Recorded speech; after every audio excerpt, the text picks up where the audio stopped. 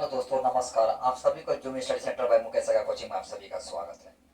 आज आप सभी मेरे साथ एक ऐसे टॉपिक्स पर डिस्कस करने जा रहे हैं जो कि एग्जाम के नज़रिए से अत्यंत इम्पोर्टेंट है। चाहे आप स्कूल लेवल का एग्जाम दें, चाहे आप कोई भी कॉम्पिटिटिव लेवल का एग्जाम दें, इससे संबंधित प्रश्न आपसे पूछ दिए जाते हैं। तो आज इस सेशन को बेहतर बनाने के लिए और बहुत डीपली तरीके से समझाने के लिए मैं आप सभी के सम्मुख प्रस्तुत हुआ हूं। तो मैं आशा करूंगा मैं काफी सिंपल भाषा में आपको इस टॉपिक से संबंधित सारे कॉन्सेप्ट को क्लियर करूं। तो आज का जो विषय है प्रथम विश्व युद्ध, जिसको प्रथम विश्व युद्ध को कई नामों से जानते हैं। कहीं इसको ग्लोबल वार के नाम से जाना जाता है, कहीं इसको द ग्रेट वार के नाम से जाना जाता है, तो कहीं इसको फर्स्ट वर्ल्ड वार के नाम से जाना जाता है।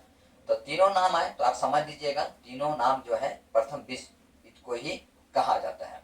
तो देखिए, प्रथम विश्व युद्ध स्टार्ट जो होता है, इस स्टार्ट के पीछे देखिए, मैं अगर आप इतिहास के छात्र हैं तो मैं आपको पहले ही बोलता हूँ या अक्सर मैं वीडियो में कहता हूँ कि इतिहास के छात्र सर्वप्रथम कोई भी घटना घटित होता है तो सर्वप्रथम यह जानने का प्रयास करें कि वो घटना क्यों होता है।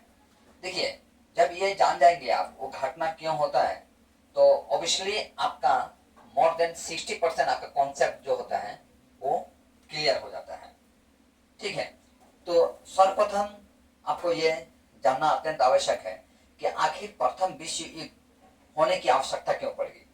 देखिए, जैसे कि आप जानते हैं प्रथम विश्व युद्ध जो है 1914 ईस्वी में स्टार्ट होता है और 1918 ईस्वी में समाप्त होता है। लगभग 4 साल यह लड़ाई लड़ा जाता है, यानी महीनों में कहा जाए तो लगभग 50 महीना यह लड़ाई लड़ा जाता है, जिसमें देश की काफी जान मान की नुकसान होती है, काफी लोग कुर्बान होते हैं अपने अपने देश के नाम पर। भारत भी कम नहीं था, भारत भी अग्रसर आगे बढ़ रहा था इस कुर्बानी के मामले में।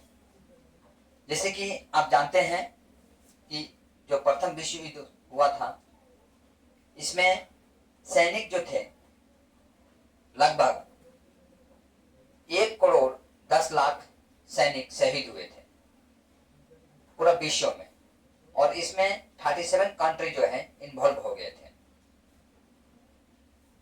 और लगभग 60 लाख आम पब्लिक मारे गए थे। तो ये जो आंकड़ा है, ये आंकड़ा अपने आप में काफी कुछ बयान कर रहा है। तो आप समझ रहे हैं कि ये आंकड़ा अपने आप में बहुत बड़ी आंकड़ा है। लगभग 2 करोड़ लोग इसमें इन्वॉल्व हो चुके थे और होने के पीछे कारण ये था। देखिए, जो प्रथम विश्व युद्ध हुआ था इसके पीछे कई सारे कारण थे। हर देश लड़ाई लड़ रहा था, लेकिन हर देश क्या कर रहा था, दूसरे के कंधे पर बंदूक रख के लड़ाई लड़ रहा था। मैंने कहने का तात्पर्य यह है कि देश तो लड़ रहे थे, लेकिन डायरेक्ट जो जिम्मेदारी है वो अपने ऊपर लेने के लिए तैयार नहीं थे। लेकिन अगर सही मायने में अगर कहा जाए तो इसमें 2 देश मुख्य रूप से थे। एक था आपका जर्मनी और दूसरा था आपका रूस। 2 देश प्रमुख तौर से थे, जो कि दोनों देश आपका 1880 के आसपास में, 1880 ईस्वी के आसपास में काफी शक्तिशाली देश था। रूस के पास भी कम सैनिक नहीं था, लगभग 12 मिलियन, मतलब 12 मिलियन कहा जाए तो 10 लाख को 1 मिलियन बोलते हैं। उस हिसाब से सोचिए 12 मिलियन उसके पास सैनिक थे, जबकि रूस की जनसंख्या कम थी पर सैनिक ज्यादा थे। इसमें अमेरिका भी कम नहीं था, जर्मनी भी कम नहीं था। हर देश विश्व में अपना वर्चस्व स्थापित करना चाहते थे, उपनिवेशवाद का बढ़ावा देना चाहते थे। देखिए, उन दिनों में औद्योगिक क्रांति हो रहा था जो कि इंग्लैंड में हो रहा था। औद्योगिक क्रांति कहने का मतलब उद्योग के क्षेत्र में विकास करना। तो बड़े बड़े कंपनियों को चलाने के लिए आपको रॉ मटेरियल की आवश्यकता पड़ती है, दैट मीन्स कच्चा सामग्री की आवश्यकता पड़ती है। जैसे कि मान लीजिए आप कपड़ा बनाते हैं, तो कपड़ा बनाने के लिए आपकी कच्चा सामग्री हो जाएगी तुला, जिसको कॉटन बोलते हैं आप लोग। तो तुला की आवश्यकता पड़ जाती है, तो तुला कहाँ से मिले? तो जाहिर सी बात है किसी न किसी देश से लेना पड़ेगा। तो उन दिनों में कुछ ऐसा ही हो रहा था, जो इंडस्ट्रियल रेवोल्यूशन चल रहा था। इंडस्ट्रियल रेवोल्यूशन के दौरान इंग्लैंड काफी तरक्की कर रहा था, उसका वर्चस्व विश्व के विभिन्न देशों पर स्थापित हो चुका था। जैसे कि आप जर्मनी को पकड़ लीजिए, इसके बाद ऑस्ट्रेलिया को पकड़ लीजिए, साउथ अफ्रीका, भारत, ब्रिटेन तो खुद था ही। तो उन दिनों में ब्रिटिश का जो वर्चस्व था या उपनिवेशवाद जो है, विश्व के लगभग 30% देशों का ऊपर में था। छोटे मोटे कंट्री तो ऐसे ही उसके ऊपर आ जाते थे, और जो बड़े कंट्री होते थे उनको बाय फोर्स अपने में शामिल कर लिया जाता था, चाहे वो राजनीतिक शक्ति के माध्यम से हो, चाहे सैन्य शक्ति के माध्यम से हो। उन दिनों में देखिए, उन दिनों में होता क्या था, तो एक तो वर्चस्व के नजरिए से था, और जर्मनी भी कम नहीं था। जर्मनी जो था उन दिनों में एक शक्तिशाली राष्ट्र था। तो जर्मनी क्या करता था, अपने जो साइड में या अपने सीमा से संबंधित, सीमा से नजदीक जो छोटे छोटे देश थे, उसके ऊपर अपना अधिकार जमाने का हर संभव प्रयास करता था। मैं आपको पहले ही बताया कि जर्मनी उन दिनों में सबसे शक्तिशाली राष्ट्र था, और युद्ध समाप्ति के पश्चात सबसे कमजोर राष्ट्र आपका जर्मनी बनता है। मैं बताऊंगा आगे कैसे। देखिए, जर्मनी जो है इटली के ऊपर में अपना अधिकार जमाने का हर संभव अपने तरफ से प्रयास करता है। अब जर्मनी जो है अपने शक्ति का विस्तार कर रहा था, वहीं इजराइल भी कम नहीं था। इजराइल अपने हर नागरिकों को सैन्य ट्रेनिंग दे रहा था। तो एक हिसाब से देख रहे हैं, हर देश क्या कर रहा था, अपने कमाई का या अपने जीडीपी का लगभग 85% जो है हथियार खरीदने में व्यय कर रहा था। और हथियार जो खरीद रहे थे, जैसे कि जानते हैं जीडीपी का 85% अगर हथियार खरीदने में व्यय किया जाए, तो बाकी जो कार्य हैं, जैसे कि शिक्षा है, आपका स्वास्थ्य का क्षेत्र है, कंस्ट्रक्शन क्षेत्र है, या कोई वेलफेयर कार्य है, तो वो सब कार्य ऑटोमेटिक ठप होने वाले हैं। भुखमरी है, बेरोजगारी की समस्या है, तो ये लोग इस सब सेक्टर की तरफ ध्यान नहीं दे रहे थे, केवल हथियार की तरफ ध्यान दे रहे थे, हथियार खरीद रहे थे। हथियार खरीदने का अपना अपना बहाना था। जो विकसित देश थे उनका मानना था कि मैं जो हथियार खरीद रहा हूं, अपने जनता की सुरक्षा के लिए खरीद रहा हूं, अपने देश का अस्तित्व बचाने के लिए खरीद रहा हूं। ऐसे में हर देश हथियार खरीद रहे थे। तो बड़े देश जो है हथियार बनाने में लगे हुए थे, हथियार पर बनाने में ज्यादा पैसा खर्चा कर रहे थे। और वहीं जो उनके साथ जो छोटे कंट्री थे, वो उनको देखकर डर जाते थे। तो वो भी क्या कर रहे थे, अपने शक्ति को या बढ़ाने के लिए, अपने शक्ति को बढ़ाने के लिए या अपने देश को सुरक्षा प्रदान करने के लिए अन्य जो शक्तिशाली जो राष्ट्र होते थे नजदीकी, उनके साथ दोस्ती करते थे या एक संधि करते थे, चाहे उस संधि के लिए कुछ भी उनको गंवाना पड़े, क्योंकि अपना वर्चस्व वो भी स्थापित करना चाहते थे, या स्थापित करना चाहते हैं या अपना वर्चस्व बचाए रखना चाहते थे। बड़े कंट्री जो थे वो अपना वर्चस्व बढ़ाना चाहते थे, और छोटे कंट्री जो थे अपना वर्चस्व बचाए रखना चाहते थे। वो नहीं चाहते थे कि उनके ऊपर में कोई बड़े कंट्री जो है अधिकार जताए। इस हिसाब से गुप्त नीति चलता था। गुप्त नीति उदाहरण के तौर पर अब बेल्जियम और ब्रिटेन का देख सकते हैं, जो कि 1848 ईस्वी में उसका गुप्त नीति हो चुका था। किसी को पता नहीं चलता था। अब ऐसे कंडीशन में ये होता था, जैसे कि मान लीजिए जब कोई छोटे मोटे कंट्री बड़े कंट्री को आंख दिखाता था, तो बड़े कंट्री ये सोचते थे कि ये छोटे कंट्री है, मैं इसको तो जब मन तब लपक ले सकता हूँ, इसको नामो निशान मिटा सकता हूँ।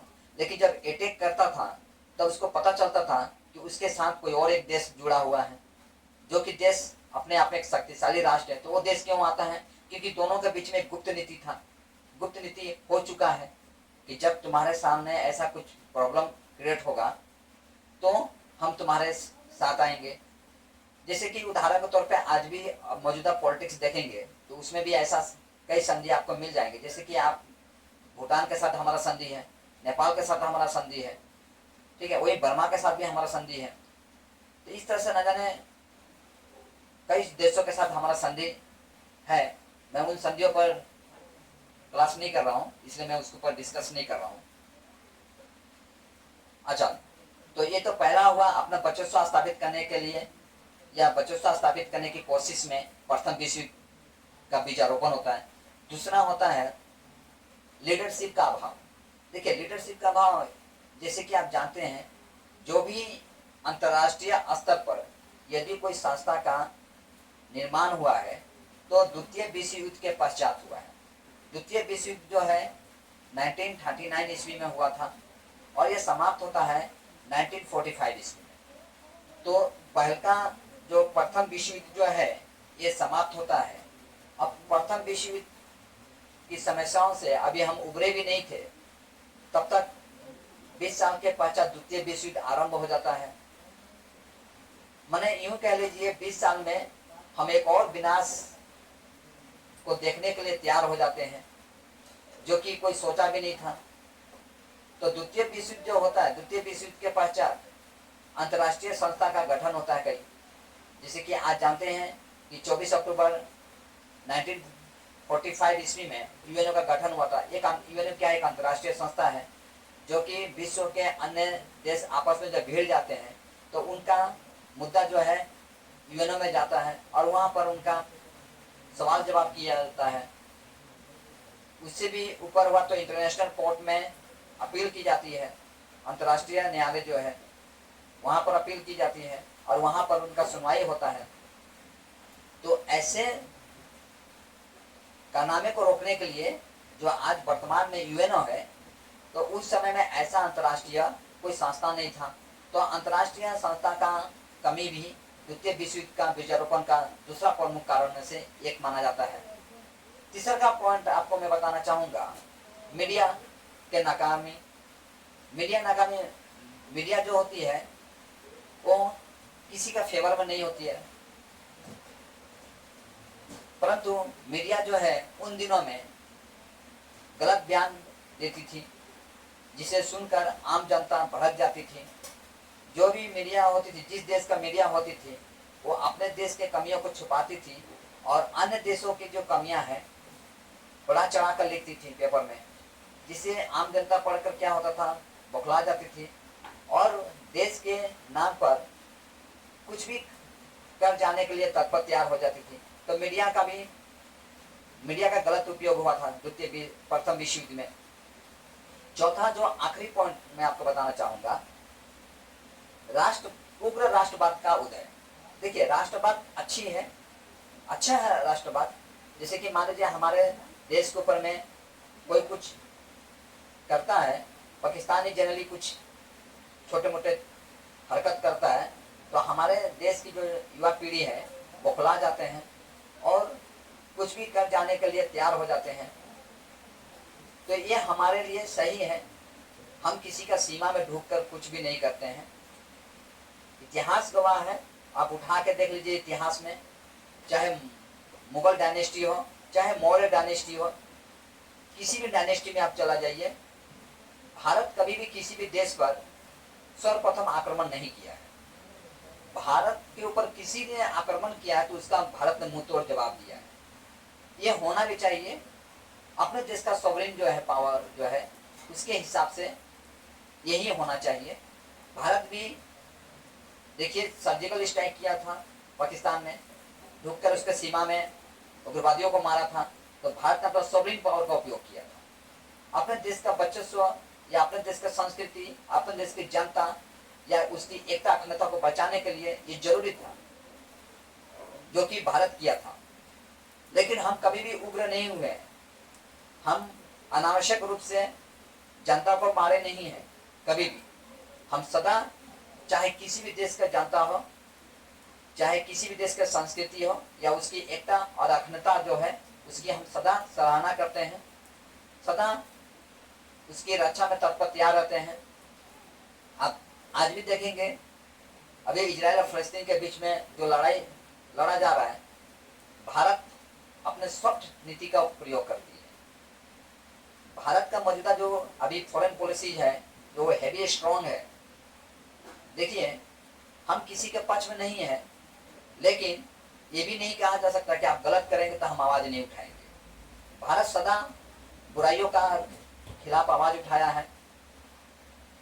उस हिसाब से देखा जाए तो जो उन दिनों का जो प्रथम विश्व युद्ध का जो चौथा और आखिरी जो पॉइंट जो है मैं बताऊंगा आप लोग को, वो उग्र राष्ट्रवाद पे कहूंगा। उग्र राष्ट्रवाद कहने का तात्पर्य यह है कि अपने देश के प्रति इतना उग्र हो जाना कि जैसे कि रूस की जो जनता थी जर्मनी को देखना नहीं पसंद करती थी, और हमारे मान लीजिए पाकिस्तान और भारत के बीच में जितना भी दुश्मनी हो, लेकिन क्रिकेट मैच हम लोग एक साथ बैठ के देख लेते हैं।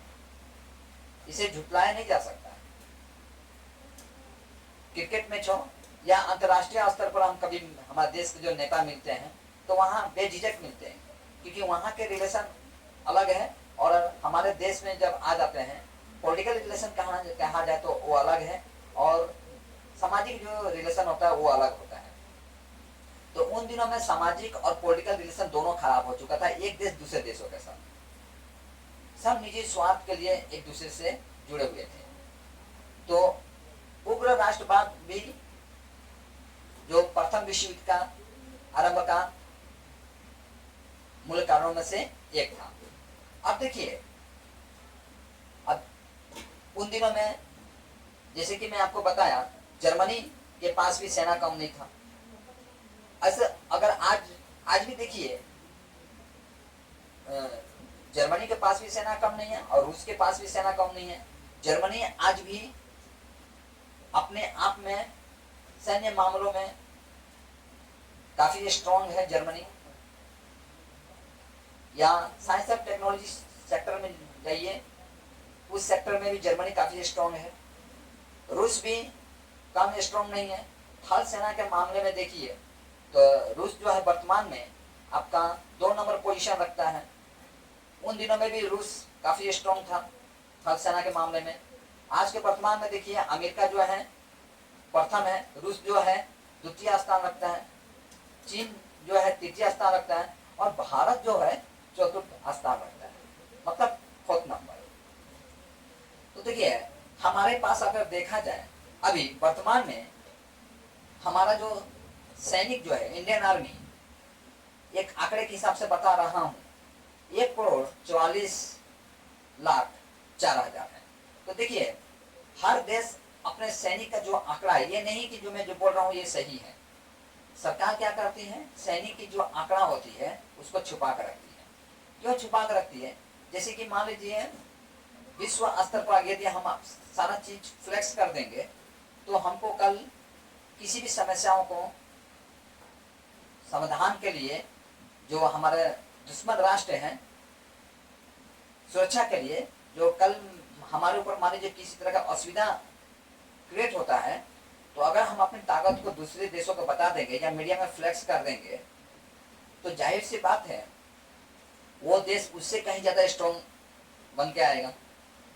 उदाहरण के तौर पर देखिए प्लासी का युद्ध, आपको पता चल जाएगा। प्लासी का जो युद्ध था, जो रॉबर्ट क्लाइव और सिराजुद्दौला के बीच में हुआ था, सिराजुद्दौला का हर सैन्य गतिविधि जो होता था वो रॉबर्ट क्लाइव को पता चल जाता था, जिसके कारण रॉबर्ट क्लाइव को हार हुआ था। तो आप समझ सकते हैं कि जो मैं आपको आंकड़ा बताया आर्मी का, ये सटीक नहीं भी हो सकता है, या आप मान नहीं सकते क्योंकि सरकार का दिया हुआ आंकड़ा है, लेकिन रियल मायने में कितना है कोई भी देश चाहे गूगल कर लीजिए, कोई भी देश अपना सही आंकड़ा नहीं देता है, चाहे भारत ही क्यों ना हो। जब कोई देश नहीं देता है तो जाहिर सी बात है भारत भी नहीं दे सकता है। और देखिए, जो कोई भी लड़ाई लड़ा जाता है तो जाहिर सी बात है सिर्फ हथियार के बलबूते पर नहीं लड़ा जाता है, मानसिक बलबूते पर भी लड़ा जाता है। अब उदाहरण के तौर पर देखो, भले ही हम 4 नंबर में आते हैं सैनिक के मामले में, थल सेना के मामले में, लेकिन 2 नंबर को परास्त किए हैं और 3 नंबर को परास्त किए हैं। जैसे कि चाइना, गलवान घाटी में देखिए, चाइना जो था बहुत उथल पुथल कर रहा था, और वहां पर जो पंजाब रेजिमेंट, बिहार रेजिमेंट, जो सेना तैनात थी, हालांकि गलवान घाटी में दोनों सेना थी, आपका एक तरफ चाइना थी, एक तरफ हमारा इंडियन सोल्जर थे। तो सर्वप्रथम तो सोल्जरों का सलाम करना चाहिए कि जिन्होंने आखिरी छोर तक, अपने आखिरी छोर तक देश की सीमा पर डटे रहे और एक कदम भी चाइनीज जो है चूचा वाला को आगे तक बढ़ने नहीं दिए। ठीक है, उसमें देखा जाए कि जो चाइना की जो मानसिकता थी वो पहले से अलग थी। वो आपका हथियार या लाठी में एक प्रकार का तार लपेट कर, जिसको गदा का जैसा बना लिए थे लोग, और उससे हमारे सैनिक को प्रहार किए थे, हमारे सैनिक जख्मी हुए थे।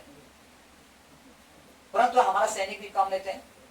हमारा भले ही हमारे देश के 20 सैनिक शहीद हो गए थे, लेकिन चाइनीज के 49 सैनिक, 45 आई थिंक 45 सैनिक का नर का द्वार दिखा दिया था। तो हम लोग जो है सिर्फ शस्त्र के बलबूते पर नहीं लगते हैं, हमारे पास मानसिकता भी बहुत स्ट्रांग होती है।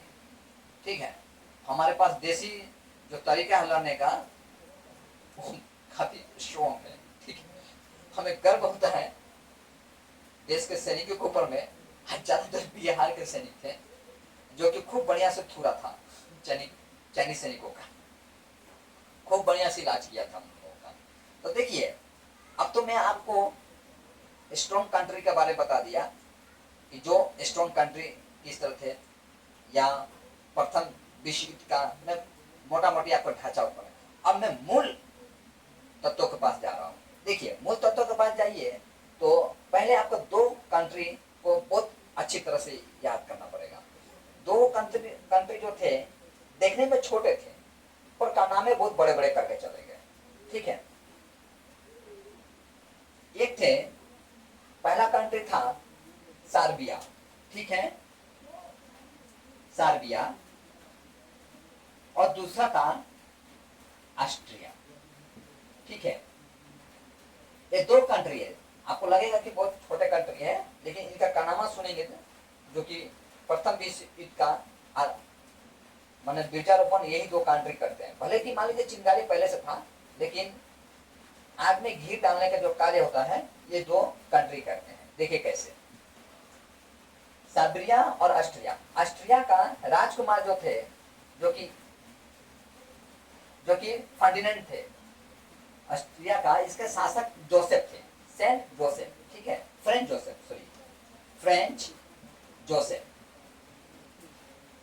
जो थे इसके शासक थे, और इसके राजकुमार फर्डिनेंड थे। फर्डिनेंड इसके राजकुमार थे, मतलब फ्रेंच जोसेफ के उत्तराधिकारी। अब वहीं देखिए, ये सर्बिया जो है देखने का छोटा, लेकिन कार्य करता है बहुत बड़ा। क्या कार्य करता है? इसने फर्डिनेंड को हत्या कर देता है, माने इसके नागरिक, सर्बिया का नागरिक फर्डिनेंड का क्या कर देता है? हत्या कर देता है। और इन्हीं का हत्या नहीं करता है, बल्कि इनके साथ साथ इनके पत्नी का भी हत्या कर देता है। ठीक है, इससे फ्रेंच जोसेफ काफी खफा हो जाते हैं। ऑब्वियसली खफा होने का बात ही है। ठीक है, और सर्बिया के जो शासक थे प्रिंसेप थे, है ना, इसका शासक थे प्रिंसेप जो थे इनका शासक थे। अब इनकी हत्या से ये काफी नाराज हो जाते हैं। कौन? French Joseph. फ्रेंड जोसेफ बोलते हैं साइबेरिया को कि देखिए, आपका जो जो भी उग्रवादी है या जो भी उग्र लोग थे जो हमारे राजकुमार को मार देते हैं, हमारे बहू को, पतों को मार देते हैं, आप उनको पकड़ के हमें दे दीजिए। लेकिन इसके कान पर जू नहीं रहता। किसके ऊपर? साइबेरिया के ऊपर में, ना ही प्रिंसेप के ऊपर में, जो कि ये शासक थे। शासक के हिसाब से उनको कुछ कदम उठाना चाहिए था, लेकिन ये कदम नहीं उठाते हैं। अब जब कदम नहीं उठाते हैं, ये इसके साथ सामना करने की क्षमता, ऑस्ट्रिया जो है, ऑस्ट्रिया साइबेरिया से कमजोर था, इसीलिए ये कदम नहीं उठाता है, गिड़गिड़ाता है कि आप दे दीजिए, मैं उनका बदला दूंगा या उसको पनिशमेंट दूंगा। लेकिन इसके ऊपर कुछ भी असर नहीं पड़ता। किसके ऊपर? साइबेरिया के ऊपर। अब ऑस्ट्रिया जो है किसके पास चलाता है? जर्मनी। अब देखिए कहानी में ट्विस्ट आता है यहाँ पर। ये चलाता है जर्मनी के पास। और जर्मनी तब का समय में बहुत स्ट्रॉन्ग था। जर्मनी अपने आप में एक मिसाल था उन दिनों में। जर्मनी का वर्चस्व काफी ज्यादा था, लेकिन जर्मनी का वर्चस्व को देखकर इटली, रूस, अमेरिका और स्पेशली रूस, अमेरिका ही पकड़ लीजिए, और ब्रिटेन, ये तीन कंट्री जो कि शक्तिशाली थे, ये नहीं चाहते थे कि जर्मनी आगे बढ़े। इसलिए जर्मनी को अपने तरफ से हर संभव प्रयास करते हैं, इनको दबा दिया जाए, इनको अलग थलग कर दिया जाए, राजनीतिक दृष्टि से, भौगोलिक दृष्टि से इनके अंचलों को हड़प लिया जाए। पर जर्मनी अत्यंत स्ट्रॉन्ग था, इतना आसानी से हार मानने वालों में से नहीं था।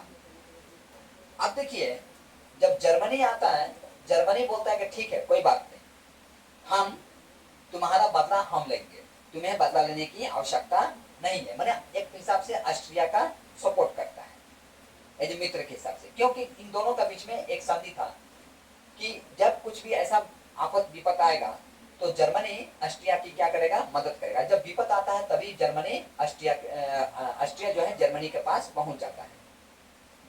जर्मनी, चलिए ठीक है, यहां तक तो सही था।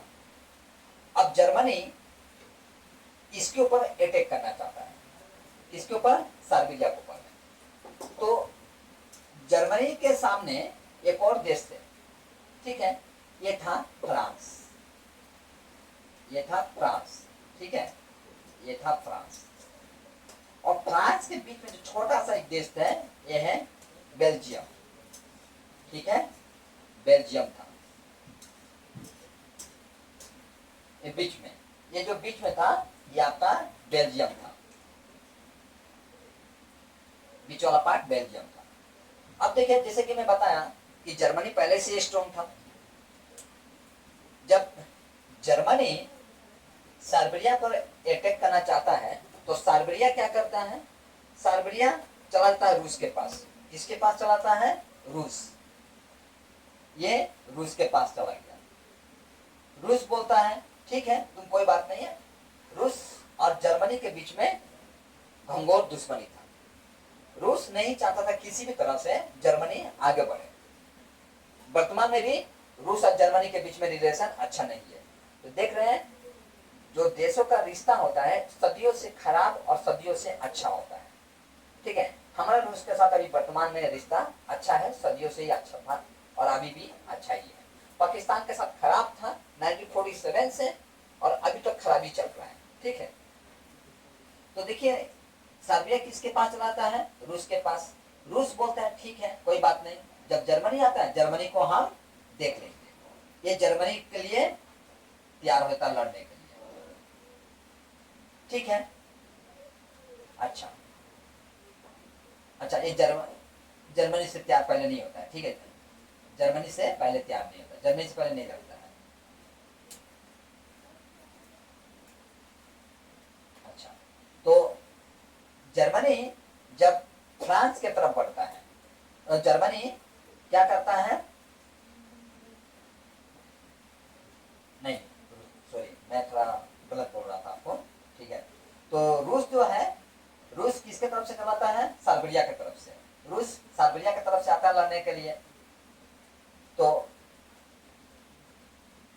जब रूस सर्बिया की तरफ से आता है, हालांकि सर्बिया का सपोर्टर था रूस से, इधर जर्मनी जो है, रूस जो है इधर पहले डायरेक्ट जर्मनी से नहीं लड़ता है। रूस क्या करता है, फ्रांस को बोलता है कि फ्रांस तुम जरा जर्मनी को देख लो, क्योंकि जर्मनी ज्यादा उथल पुथल मचा रहा है, देखो हमसे ये लड़ने के लिए तैयार हो रहा है। जबकि जर्मनी, फ्रांस जो है वो आपका जर्मनी का नजदीक है, ठीक है। अब जर्मनी जो है फ्रांस का नजदीक है, तो जर्मनी, जब फ्रांस आंख दिखाता है जर्मनी को, ठीक है, जब ये फ्रांस आंख दिखाता है जर्मनी को, तो ये अत्यंत गुस्सा हो जाता है। कौन?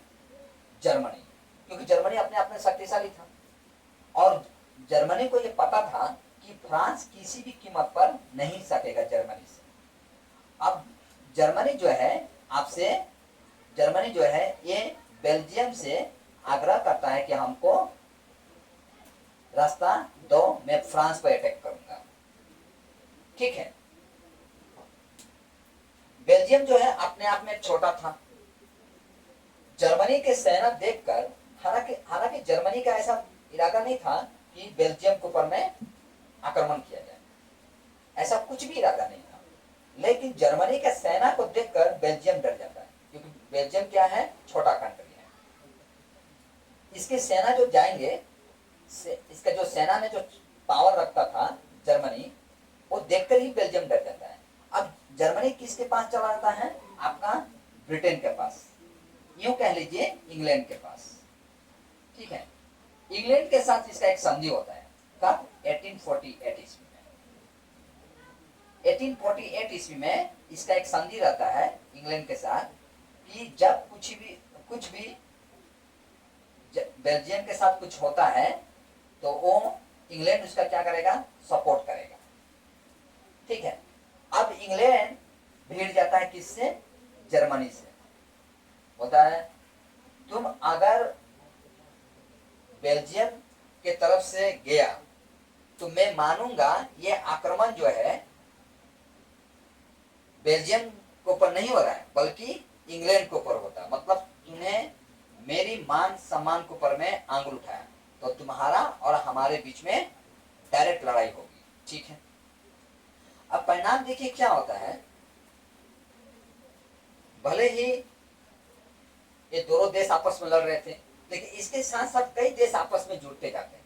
जो बड़े बड़े देश थे वो आपस में जुड़ जाते हैं। अब देखिए 1 अगस्त 1914 को, ठीक है, 1 अगस्त 1914 को ये जर्मनी जो है ऑफिशियल नोटिफिकेशन जारी करता है कि हम तुम्हारे साथ लड़ाई करेंगे, और 3 अगस्त को अटैक कर देता है जर्मनी। किसके ऊपर? इंग्लैंड के ऊपर में। अच्छा, अब जर्मनी जो है हालांकि कमजोर नहीं था, लेकिन कई कंट्री इसके ऊपर भीड़ जाते हैं इसको मारने के लिए, और जर्मनी को अत्यंत कमजोर कर देते हैं, ठीक है। अब देखिए इंग्लैंड जो है, जब इंग्लैंड से लड़ जाता है तो इंग्लैंड भी पूरी ताकत के साथ भिड़ जाता है, ठीक है। अब इंग्लैंड से जब आक्रमण करता 3 अगस्त को, तो देखिए 8 अगस्त को इंग्लैंड पूरी ताकत झोंक देता है अपना, और पूरी ताकत के साथ 8 अगस्त के साथ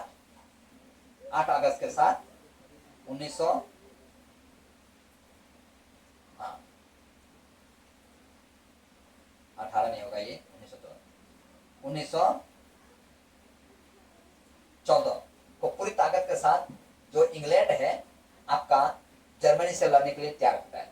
तो आप देख रहे हैं जर्मनी कितने देशों के साथ लड़ाई लड़ा। पहला देश जो है इसका जर्मनी जो है फ्रांस के साथ लड़ रहा है 1 नंबर में, जो कि शक्तिशाली राष्ट्र था। 2 नंबर में आपका रूस जो है ये भी शक्तिशाली राष्ट्र था, ठीक है। 3 नंबर में आपका देखिए बेल्जियम जो है ये कमजोर था भले ही। 4 नंबर में इंग्लैंड था। तो जर्मनी के 4 देशों के साथ लड़ाई स्टार्ट। अब बताइए, कोई भी देश 4 देशों के साथ लड़ेगा तो ओबियसली क्या हो जाएगा, वो कमजोर हो जाएगा, ठीक है। अब घटना ये होता है कि देखिए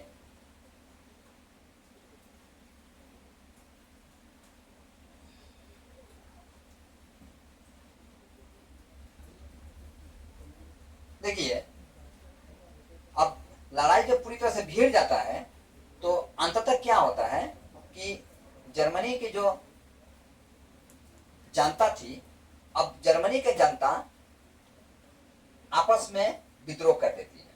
विद्रोह करने का मतलब, क्योंकि उनकी आर्थिक हालत जो है अत्यंत खराब हो जाता है, जिसके बदौलत वहां की जनता अपने ही देश में विद्रोह छेड़ देती है। कहने का मतलब कि जाहिर सी बात है, एक ऐसा विद्रोह था जिसमें आम जनता की आर्थिक अवस्था जो है पूरी तरह से खराब हो जाता है। तो आम जनता कभी भी नहीं चाहेगी कि उसकी आर्थिक हालत खराब हो। तो इससे क्या होता है, देखिए इन लोगों का विद्रोह स्टार्ट हो जाता है। जर्मनी में अब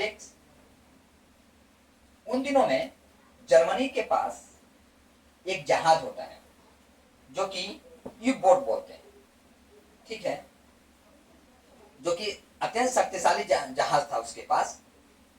जर्मनी क्या करता है, और जर्मनी के पास जो जहाज था वो ऐसा जहाज ना रसिया के पास था और ना ही, अच्छा यू बोट नहीं, ठीक है, यू बोट नहीं, यू बोट आपका अमेरिका के पास होगा, ठीक है। तो जर्मनी के पास जो पनडुब्बी था वो बहुत स्ट्रॉन्ग पनडुब्बी था। पनडुब्बी कहने का मतलब सबमरीन टाइप का, माने नौसेना खासकर उसका उपयोग करती है। तो जर्मनी के पास काफी स्ट्रॉन्ग था पनडुब्बी।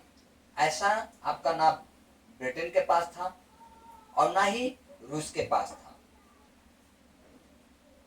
ऐसे समय में हालांकि ब्रिटेन और रूस चाहते थे कि जर्मनी हर सेक्टर से कमजोर हो जाए, पर इसके पास हथियार जो था ना बहुत ज्यादा था, इसीलिए वो किसी से डरता नहीं था।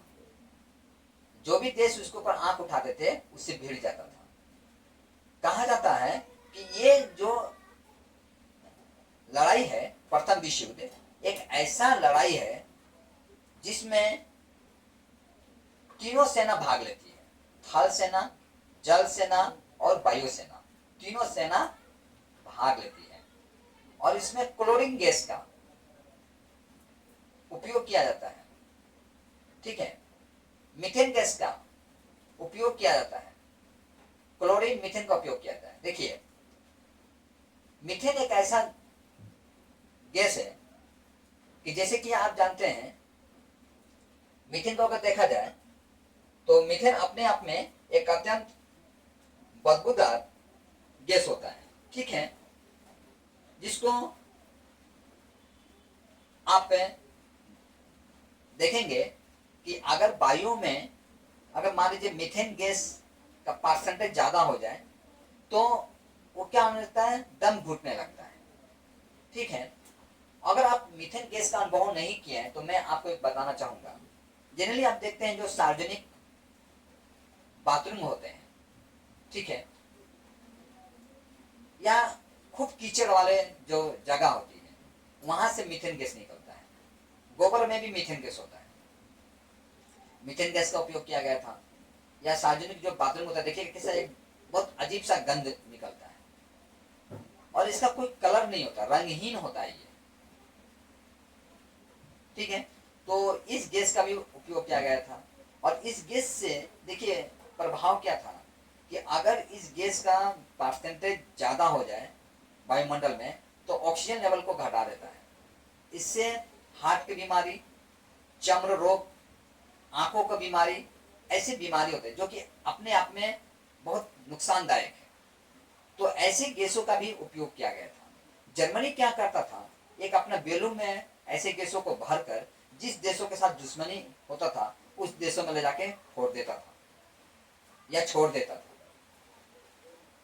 भले ही आज मैं जो क्लास आपको करा रहा हूँ ये सुनकर अजीब लग रहा हो, लेकिन ऐसे भी देश हैं जो इस तरह से लड़ाई लड़ते हैं। आप नॉर्थ कोरिया साउथ कोरिया के रहे, नॉर्थ कोरिया की तो बात छोड़िए, वो जो मल मूत्र जो होता है, मल मूत्र पर किम जोंग जो होता है गुब्बारों में भरकर, जो कि नॉर्थ कोरिया का शासक है किम जोंग, वो गुब्बारों में भरकर मल मूत्र को साउथ कोरिया में जाकर छोड़ देता है। अब जरा सोचिए, एक मल मूत्र को अगर एक बैलून में भरकर साउथ कोरिया में छोड़ दिया जाए और वो बैलून जाके मान लीजिए किसी के गाड़ी पे गिर गया या कोई सार्वजनिक जगह पे गिर गया, कोई चर्च पे गिर गया, कोई मंदिर पे गिर गया, कोई मानो सब्जी बेच रहा है उसके यहाँ के गिरा, बैलून फूटा, पूरा मल मूत्र फैल गया, तो जरा सोचिए वहां की माहौल कैसा होगा। इस तरह से घिनौना लड़ाई भी लड़ता है कौन, नॉर्थ कोरिया, यानी किम जोंग उसका जो शासक है। तो जर्मनी उन दिनों में ऐसा तो नहीं करता, पर गैस भर भर कर अन्य देशों में जरूर भेज रहा था। अब ये घटना देखिए होता है कि उन दिनों में जो ऐसा जो गैस का प्रयोग किया जाता था, तो जाहिर सी बात है इसका जो दुष्प्रभाव जो है काफी हद तक अत्यंत खराब हो जाता है। अब इसमें देखिए, अभी तक मैं जो आपको बताया इसमें अमेरिका शामिल नहीं होता, लेकिन अब अमेरिका की एंट्री होता है। कब? जब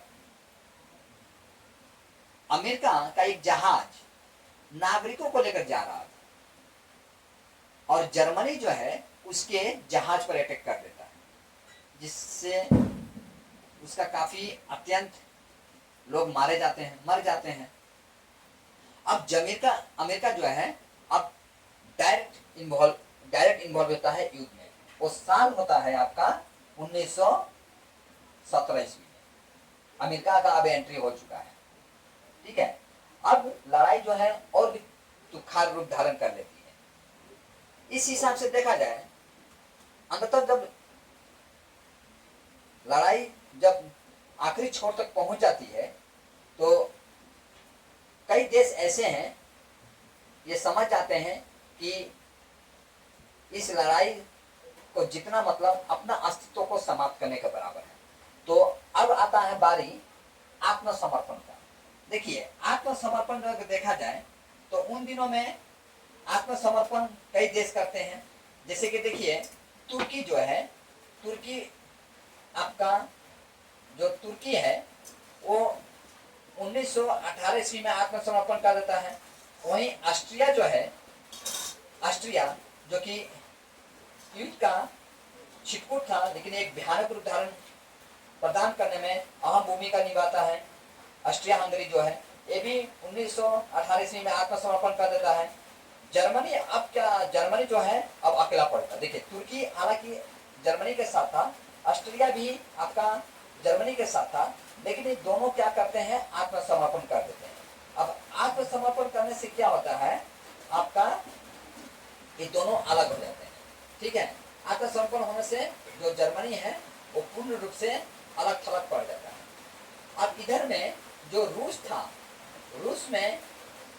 रूस की जो आम जनता थी वो क्या करती है, उसके ही देश में एक आंदोलन छेड़ देती है जिसको बोल्शेविक आंदोलन के नाम से, बोल्शेविक आंदोलन के नाम से जाना जाता है।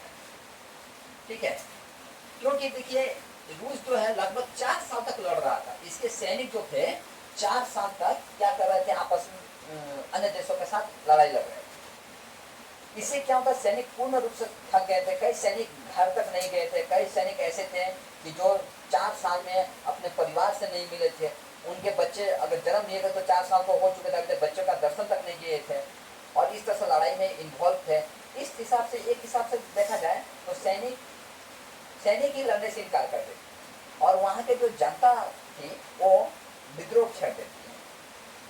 ठीक है, क्योंकि आर्थिक हालत उनका खराब हो जाता था और उन समय में रूस का आर्थिक हालत इतना खराब हो गया कि वो सैनिकों का उचित समय में पैसा देने में भी सक्षम नहीं था।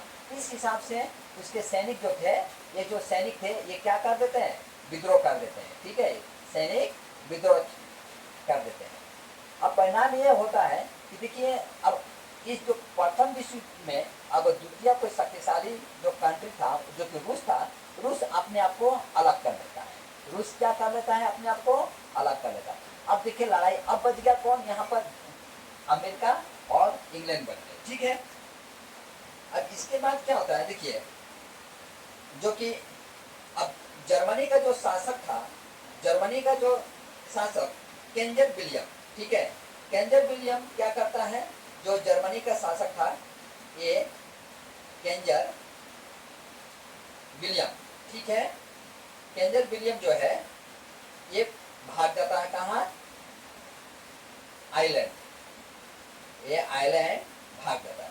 जब ये आइलैंड भाग जाता है तो यहाँ क्या, आइलैंड जब भाग जाता है तो जर्मनी में भी विद्रोह चल रहा था। जब ये शासक ही भाग जाता है तो यहाँ पर क्या होता है, एक वाइमर है ना, वाइमर संविधान चलता है। क्या चलता है, वाइमर, वाइमर संविधान लागू होता है। ठीक है, वाइमर संविधान, देखिए आप इसको ध्यान से देखते चलिएगा। वाइमर संविधान क्या होता है, लागू होता है। अब ये होता है, इसके नई सरकार आती है। अब नई सरकार जो होती है, जो नई सरकार, ये क्या कर देती है, आत्मसमर्पण, ये आत्मसमर्पण, अब हम नहीं लड़ेंगे, हमारा जितना नुकसान हुआ है अब वो नुकसान सहने की क्षमता हमें नहीं है। जब जर्मनी जब आत्मसमर्पण कर देता है, अब देखिए जो मित्र राष्ट्र थे अब फिर एक हो जाते हैं। मित्र राष्ट्र क्या होते हैं, एक हो जाते हैं। तो मित्र राष्ट्र में देखा जाए तो कौन कौन राष्ट्र थे, आपका ये इंग्लैंड थे, रूस थे, रूस 2 नंबर में, रूस, और इधर में ऑस्ट्रिया 3 नंबर में, ठीक है, और इधर से फ्रांस 4 नंबर में। ये जो मित्र राष्ट्र है ये क्या करते हैं, जर्मनी के ऊपर काफी पाबंदी लगाते हैं।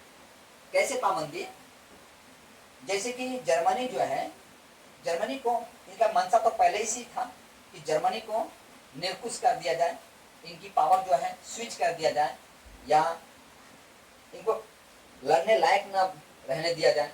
तो जर्मनी के ऊपर में काफी पाबंदी लगाते हैं। ये मित्र राष्ट्र जो है ये आपस में चींटी की तरह भिड़ जाते हैं, और सारा जो प्रथम विश्व युद्ध का जो दोष है जर्मनी का माथा को फोड़ देते हैं। इनका मानना है कि जर्मनी के कारण ही इतना नरसंहार हुआ, हालांकि सब लड़े थे, ठीक है, लेकिन जर्मनी को दोषी ठहराया गया है इसमें, समझना। और साथ में ये कहा जाता है कि देखिए अब भागने से काम नहीं चलेगा, अब कुछ शर्तें हैं। तो क्या क्या शर्तें हैं, इसके सीमा सैनिक रखने की जो क्षमता है वो एकदम कम कर दिया जाता है कि आप 1 लाख से ऊपर सैनिक नहीं रख पाएंगे, ठीक है। अच्छा, जो लड़ाई लड़ा गया था वो लड़ाई का खर्च जर्मनी से लिया जाता है, तकरीबन 1 करोड़ रुपया। उन दिनों में 1 करोड़ रुपया जो था बहुत मायने रखता था, 1 करोड़ डॉलर, ठीक है, तो रुपया नहीं डॉलर। तो ये अपने आप में एक बहुत बड़ा मायने रखता था। आज जर्मनी को रो रखने का यानी गुप्तचर रखने का अधिकार छीन लिया जाता है।